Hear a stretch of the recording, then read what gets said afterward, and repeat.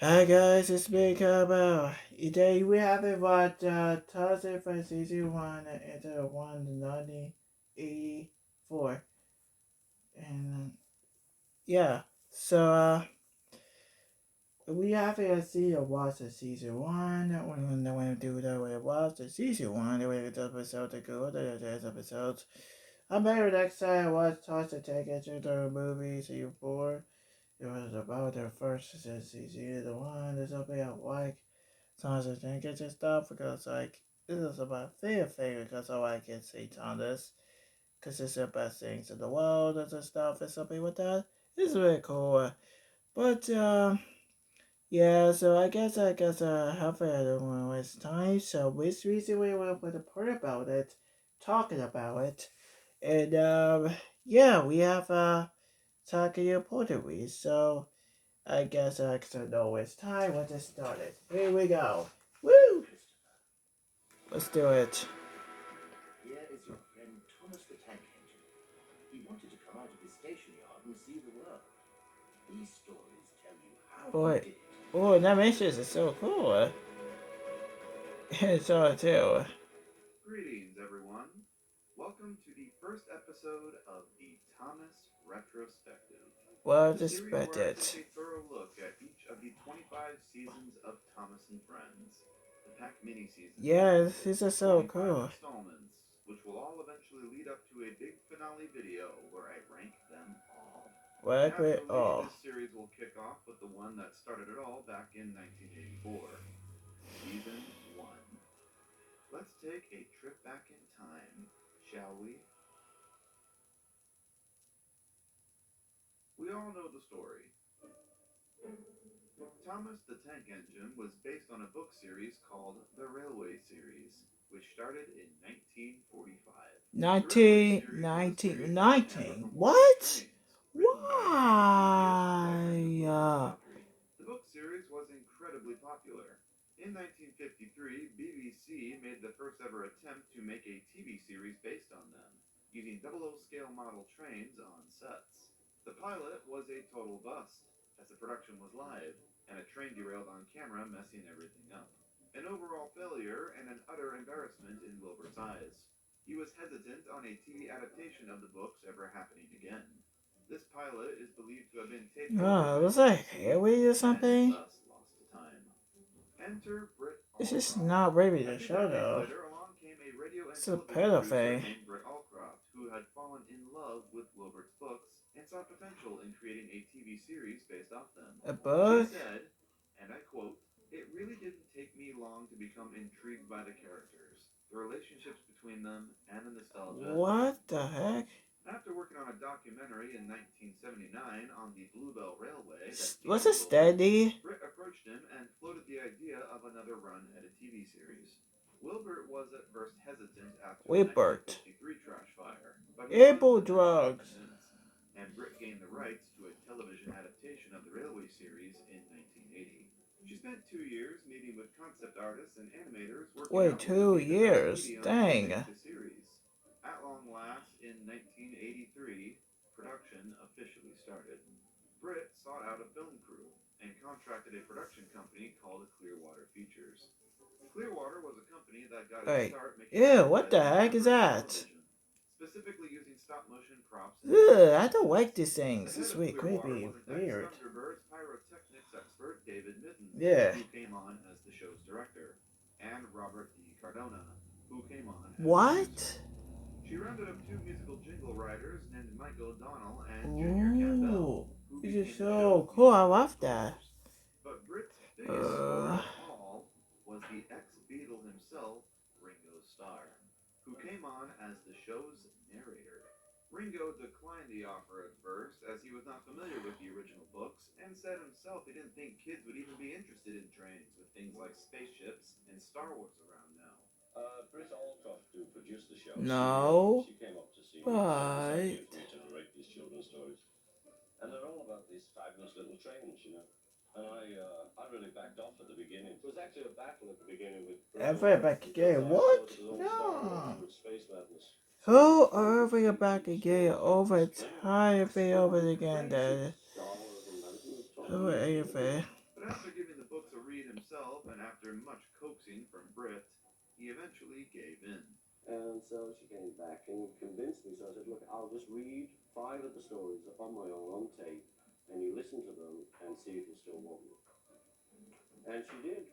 Thomas had gotten celebrity talent right out of the gate. The decision was made to recreate the series using models, as the 1953 pilot had done. Except it'd be a much more professional production than that, using much larger gauge 1 scale model trains on Oh giant my sets. god, All the I'm images would so have working tired. eye This movement, is this so they could move episode. their eyes when they ate. What the With heck? facial expressions that could be What's swapped on out, so you could Thomas have Thomas and looking happy or mad or tired or whatever the scene demanded. The engines had working smoke units too, so they could puff steam as they traveled. The sets were the size of a standard yeah. household garage, and weren't the easiest things Yeah, to film on. it's just my How did it set. I create just heard cheap a set. production? Speaking of my set, I just make the videos about the toxic tank engines. So I think I make a choice, but I'm not making those. But I'm making a toys episode. But I make it worth something. The toys is a way to put about it. So I make it worth something, or making music, or I would just make it two movies so you guys know like the movie to go to coast or something like that. But I just make an episode. I'll make so many episodes. You guys want to see it to make a choice or make a see? We guys see now, okay? You guys are your choices to see that. You don't want to see the sign. You don't want to force see to see. But yeah, but anyways, I guess yeah, I want to make a scene all the time in this video. But anyways, let's just get started. And Britt herself mortgaged her house to fund the series pilot, a decision that definitely paid off in the end. The initial test pilot was put together in What's up? 1983. It has never seen the public light, but it did go over well. ITV loved the pilot pitch and greenlit a season of Okay, go 26 in. episodes. The pilot, which was an adaptation of the Pirate story Down the truck. Line, would be refilmed entirely with the rest of season 1 and became the season's 25th episode. 2021. Some shots from this pilot were reused in the final cut, and is the only current footage evidence of it existing. 26 episodes in total were produced, and all were based on existing stories from Whoa. River's Railway series. Some of the shorter stories were combined into single episodes to condense the season a bit, and this ultimately worked in their favor, as they managed to cover the first 7.5 books all in this go. Filming lasted 7 months, starting in September 1983 and wrapping in March 1984. Post production wrapped in April, and on October 9th, 1984, the world was introduced to the Railway series on screen, newly titled Thomas the Tank Engine and Friends. Yeah, The so series was an instant hit, and its popularity spawned 23 more seasons in the years following. But we'll get to those. okay.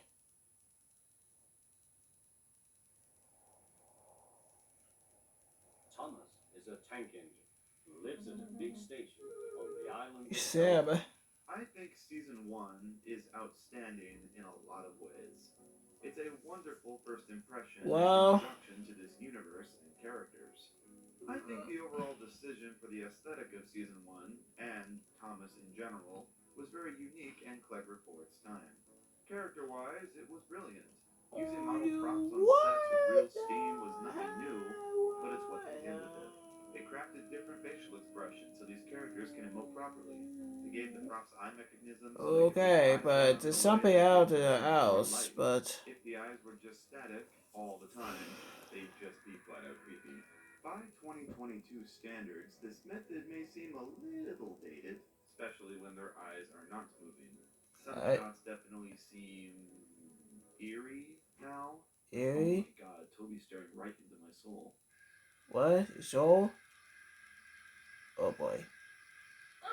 For the time, this was charming stuff, and I think a lot of it still holds up pretty well. It certainly makes these Oh my characters god. believable. I Yeah, really don't because think like Thomas would have been it's such just a home run success if the character's eyes didn't move. yeah, it's pretty more clear about it. A mouth area not talk. You just like you just will just not in American eyes. You just move. You just He never just talks. He just is talking. Then why would this my like? Yes, I just told us. I look at you like so. Oh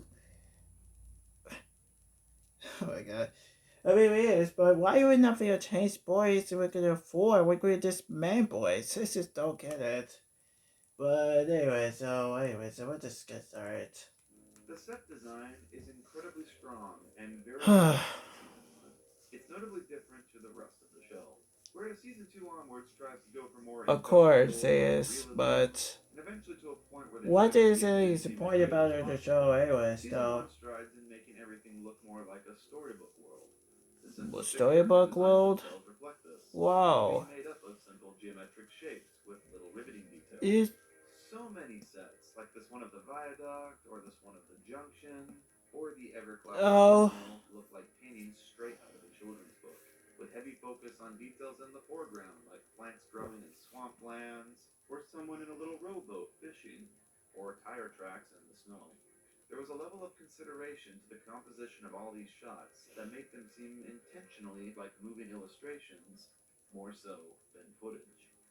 I think this is greatly reinforced by how little the camera actually moves this season. Many of these sets were built to be shot from a single specific angle, and they rarely deter from that. In the next season, we'll start to see a lot more panning shots and dynamic angles. While this season it's a little more rare the camera moves at all. It does sometimes, but not as often as you think. It usually stays very still, to give the illusion that this is indeed an illustration brought to life. And considering these are meant to be straight adaptations of alright. children's So books, this choice in aesthetic works very well in its favor. No other seasons after this seem to capture that sense of childlike wonder and bliss as well as season 1 does. It's yeah, pure escapism. Aesthetically, I think season 1 might be the most appealing season of yeah. them This is all. one that everybody love. I think it's like everybody love tons of Notes Jackie regarding Jane sticker because safety oh stickers my, are come never on. accidental, but always flex foam did it. It protects. Sorry about that, guys. Sorry about that, guys. I haven't scheduled with this part because it freaking ends. Because the freaking ends are coming up again. Ugh. I'm tired of that, Stanley. Why would always ads it wouldn't anything my videos? Come on. Ugh. Yeah, I know. Oh my god, this is so annoying, dude. But seriously, folks, I really hate this way ads so mega videos. What this? He makes it why because everybody don't like because everybody don't like ads because everybody get ads is will come back and ads. I know it is really annoying. Anyways, let's just get going. Musically, season 1 is a real standout as well. It's a very synthy soundtrack, Jeez. and a soundtrack that is very unlike anything in kid shows at the time. Mike O'Donnell and Junior Campbell understood good music will always be appreciated and stand the test of time no matter the medium it's presented in. And the themes they created for Thomas are truly iconic. I Two. love how each theme is specifically designed to suit each character. Thomas's theme is very forward-moving and playful, which aligns with his young, impatient character this season. Gordon has a theme that sounds so powerful and grand. Henry's sounds very victorious, reflecting his moments of triumph in various episodes. James's is very jazzy with some swing to it, etc. It's truly iconic music, and I'm Yeah, so this happy is a these James themes of continue to be music. mainstays in the show as it went on. I honest to God think Thomas would not have had the impact on popular culture that it has if it weren't for its score. Season 1, and to a greater extent the series in general, I think also stands out for being so, for lack of a better word, simple. Many Simple. kid shows at this time existed to sell toys, so they Oh. very much tried to be flashy and advertise their characters as the coolest things ever. Things like He-Man or Thundercats come to mind. Contrast to Thomas, which is a slow, simple show in a very real world setting, told to us by a chill narrator who isn't shouting his lines. It's no wonder Thomas was such an instant hit. It was a very different product in a market saturated by high energy, flashy cartoons. Ringo put it best. Kids are into dinosaurs with guns on their backs, Yeah, spaceships. yeah. What the heck, And dude? it's just amazing how big it got. It was instantly memorable just because it was different. It's a different. slower show for a slightly younger audience, but at the same time, it didn't talk down to that audience. It didn't make things obvious or ever He's not blatantly talking skip the morals of the opposites. stories. Sometimes they'd use more technical dialogue that would be totally lost on kids. So the feed pipe is blocked, said the inspector. I'll just look in the tanks. The brakes are hard on. Leak in the pipe, most likely. Or have little humorous moments that are genuinely funny. 1, 2, 3, push. He's not moving. But he didn't help. My doctor has forbidden me to push, he said. Where's your cow catcher, he asked. But I don't catch cows, sir. Don't be funny, Inspector. Can you see fish? And again, that's why it stood out. It's a kids show that isn't stupid and treats its young audience with a level of intelligence. Wilbert Audrey put it best when he described his writing style in interviews. Yeah, look at all your choice sets in up there. What the heck? You're writing for a whole lot of people. You're writing for the unfortunate parents who've got to read How are you gonna build that exactly? time after time after time. The house? You've got to put in little funny bits, subtle bits, which they'll enjoy, and then there's the simple slapstick stuff, which the child will enjoy. There definitely were other slower shows like Thomas around at this time, especially in England, like Fireman Sam or Postman Pat. But Thomas managed What's to a stand out parent? I for don't having a heard sort it of that charm much. to be found nowhere else. What the heck, this? What I absolutely appreciate the most about season one is its consistency. It's consistent in more ways than you think. It's consistent in tone through and through. It's consistent in its accuracy to the original stories. It's consistent in its continuity. Me, who has never had an accident. On jammed whistles and burst safety valves accident. And it's consistent with the placement of all the locations and set throughout the episodes. Like how that one signal box is always right after the junction to the Yeah.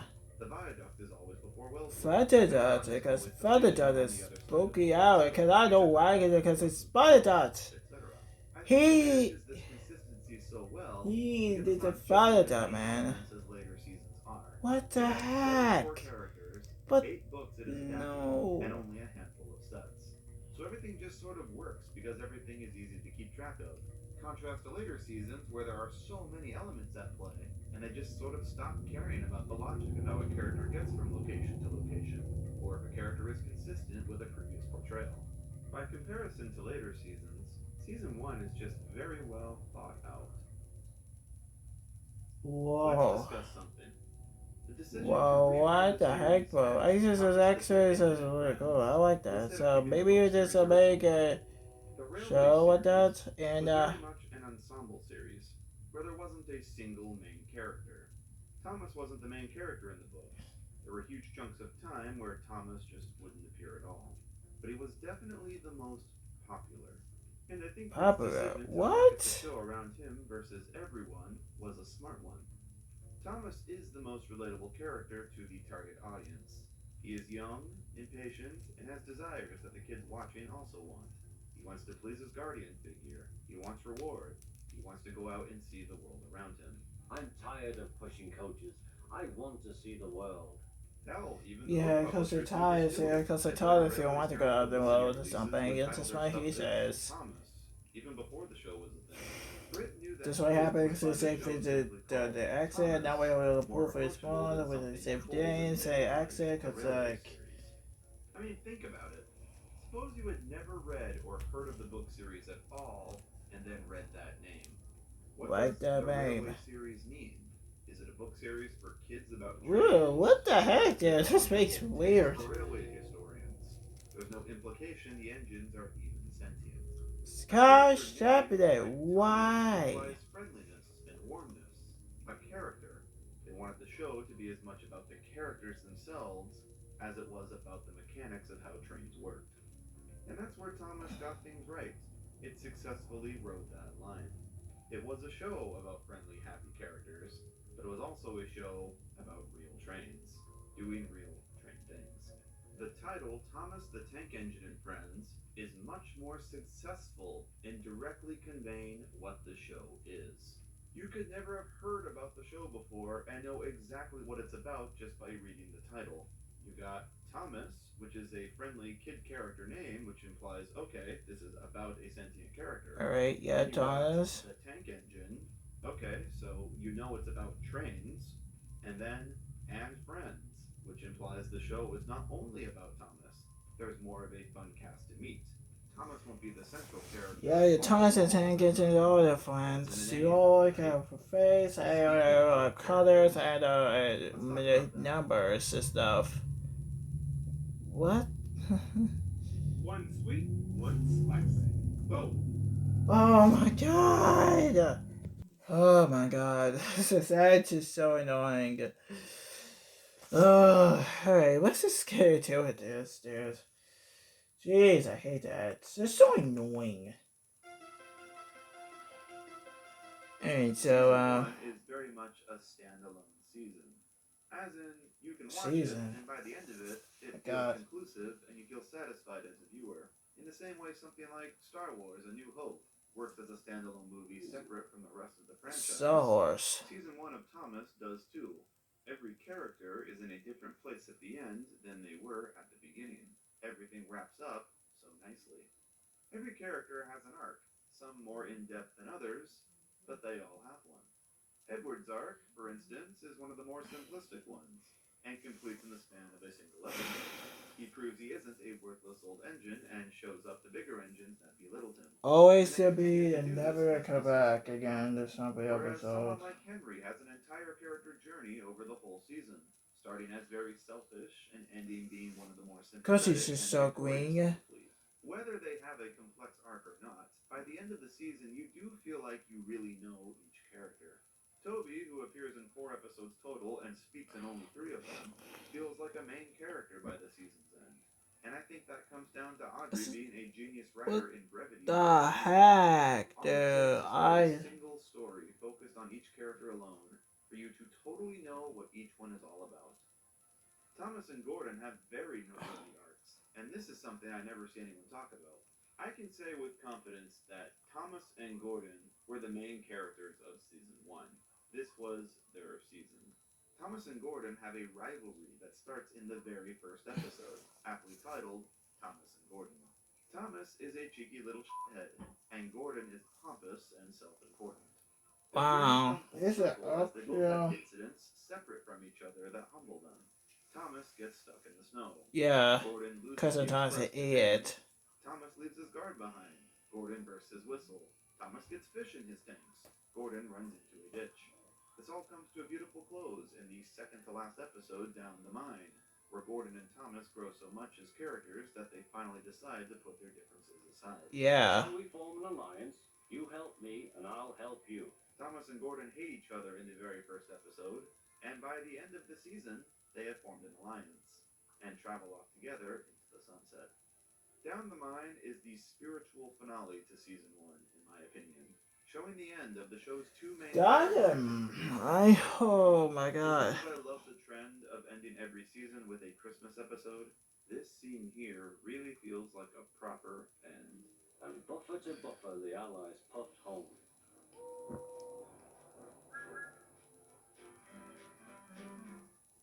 I think the MVP of season 1 was definitely Henry. He goes through quite a trial Harry. and has the most interesting Best character journey. episode. He's the most changed at the end of the season out of everyone. He starts as a rude, stuck-up curmudgeon, then a nice redemption story that makes the Sorry. others like him. Anyway, Another so one that's a very sympathetic one, and he came out of that victorious in the end. He even gets rebuilt into a much bigger, stronger engine. yeah, because the accident flying paper against a Most of Henry's crash. best episodes come from season 1. The Flying Kipper, of course, but also ones like Whistles and Sneezes, where he finally gets that one-up on Gordon, and the ever-famous sad story of Henry, where he gets locked up in a tunnel forever and dies of starvation, and we never see him again. That's what happened in this episode, right? Clickbait! Henry feels like What a the heck, dude? character by the end of this season compared to where he started, and that's why I think he deserves the award for season's MVP. Thomas alone definitely deserves a mention too. I was this close to giving the MVP award to him because it's Thomas. It's his show. Because Feels wrong to not give it to him in the first season. Thomas has some wonderful character growth this season, starting out as the little shithead he was in Thomas and Gordon, and showing real development through episodes like Breakdown Train, where he rescues things at a moment's notice and is gifted his branch line. Thomas's arc is a much larger ongoing one, though, that's worth discussing at a later time. But I think the season ended at a good place for him where it feels conclusive. So we'll let Henry have this one. Hurrah! Cried Henry. Well done, Henry. You deserve it, champ. Let's move on to the season's standout episodes. Okay, let's do this one now.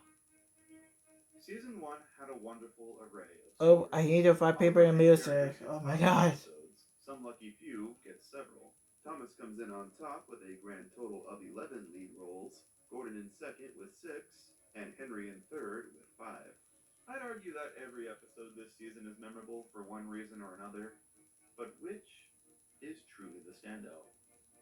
I think this season's best episode award goes to the surprise of no one, The Flying Kipper. This is the one that is tonally very different from everything else, taking place in a snowy countryside at dawn, alongside a very beautiful. Yeah, this is a. Completely new I love the music. that we hadn't seen in the show This prior is so cool. really since. Visuals wise, the ones in this episode are undoubtedly the most striking of the season. It notably has the first big crash of the series too, which is treated with total seriousness. After the crash, there's a moment of silence for the audience to take in what just happened. No, that's messed up. And I'm really glad it's not sugarcoated. Notably, the original story plays this crash off in a light-hearted, almost goofy manner. Yeah, you just a crash. Complaining about Henry making him spill his cocoa or whatever. I heavily respect Britt and David for removing that silliness of this scene entirely and playing it completely straight. It's so much more adult and impactful this way. One of the few rare examples where the adaptation is better than the original story. It's a no-brainer why this one deserves the Best Episode award. Yeah, it's the best episode because it's snow. But I think Toby and the Stout Gentleman deserves an honorable mention as well.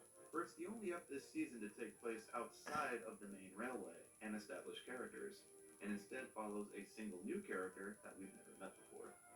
While Kipper is the definite standout, I think the episode that best sums up what Season 1 is all about is Thomas and Birdie. An absolute Thomas and Birdie, oh yeah. All the elements that make Season 1 special are present here. A simple story with fun characters, a poppin' soundtrack, consistency all around with the placement of locations, all of which are so aesthetically pleasing and look like paintings. This episode has it all. Thomas and Birdie is Season 1 incarnate. In terms of the worst episode this season, that's kind of hard to say. I enjoy every episode in Season 1, and I don't think any of them are bad. A lot of people say Thomas and the Guard is the weakest one, because not a lot happens in it. Wait a minute, hold on. You say this is not for saying if actually the worst episode is not Season 1 that ever worse? But are you sure? Because I didn't think when Season 1 is maybe has to be worse or good or bad or something. I don't know, but maybe we try to find something okay, maybe with some people where I don't like it to say anybody love it because maybe we'll try to find something or maybe we're trying to maybe go back and watch it again. Maybe we'll find something the worst episode is. I don't know, man. I can't know how to tell, but maybe because maybe with times Andy the guards or something maybe it has to be worse. Not really, but it's just well, maybe we have to find something. I don't know, but maybe over season one not way worse, but I guess maybe I don't know, but anyway, let's just get started. It's not a bad episode by any means. It's simple by design because its purpose is to introduce the audience to how Thomas's branch line works. This is the first ever episode to take place on it. But yeah, not much of an engaging story. Thomas leaves the guard behind because of impatience. He says sorry. The guard says it's okay, and then the story ends. Not a lot going on. It doesn't really contribute that much to the overall plot of the season. But I'm actually going to go out on a limb here. Okay. One episode this season that doesn't totally work for me is Thomas's Christmas Party. It's a nice all the characters are together celebratory finale episode, but it sort of feels like a part 2 to a part 1 we never got. They mention events from the story that Mommy. never happened on screen. Alright, I so remember seeing this flashback scene as a kid and thinking I missed an episode or something. Overall, just feels kind of out of place and was only made to have a Christmas story to end the season on. I like that tradition, and I like the episode, don't get me wrong. It's a very sweet story. But personally, I think Paint Pots and Queens from Gordon's book would have been a much better, all the characters together celebratory finale than this, and would have been a much better bookend to Thomas and Gordon's characters arc this season. how is that going? I got this. The word I would use to describe season one is complete. Season one is a very complete season. As in, Complete? if you decided to Well, stop watching the show here, congratulations. you'd be pretty satisfied. Every major character has an arc, and all the stories build upon each other and conclude nicely. It's a season where watching the episodes in order actually matters. There is progression to the overall plot and these characters' growths. And thus, I think this season is slightly underrated, as I feel people sort of write Season season one 1. off as boring in comparison to the more exciting stuff later on. Yes, it is a slower, simpler season than most, but season one has such a unique charm on its own that no other season has that I can't possibly say it's boring. This is Thomas the Tank Engine in its purest form. The raw, untampered, uncompromised original vision of what the show is, and it is wonderful. Yeah, I I think when most guess. of us think about showing Thomas to someone who's never seen it before, our first instinct is to show them really bold and adventurous episodes of the later seasons, Oops. like Toby and the Flood, or Escape, or Duncan Gets Spooked, or something. All of which are fantastic episodes, don't get me wrong. Yeah. I recommended these. But if you want Well, someone too who bad, too bad. understands I don't have any why so many Thomas has this occasions. following that I it have has, an summon why it, it's so I'm simply gonna get so a small special, mini toys show them season excursion, one but in its I entirety, have it too and much, they'll get because it. I have a big tons Season of one has fans it or all. something. It's a very effective first impression Man, into where's this that universe, and it ends in a excursions? conclusive, satisfying way. It leaves the viewer wanting more. And boy, will they get more. But I shan't say any That more, is it, man. This is so cool. or I will spoil the next story. Alright. Oh boy. Oh boy. Okay. Well, I hope you all enjoyed the Alright, first well. episode of the Thomas Retrospective. I'm still working out a formula for this series, so please tell me what you'd like to see in the next installment.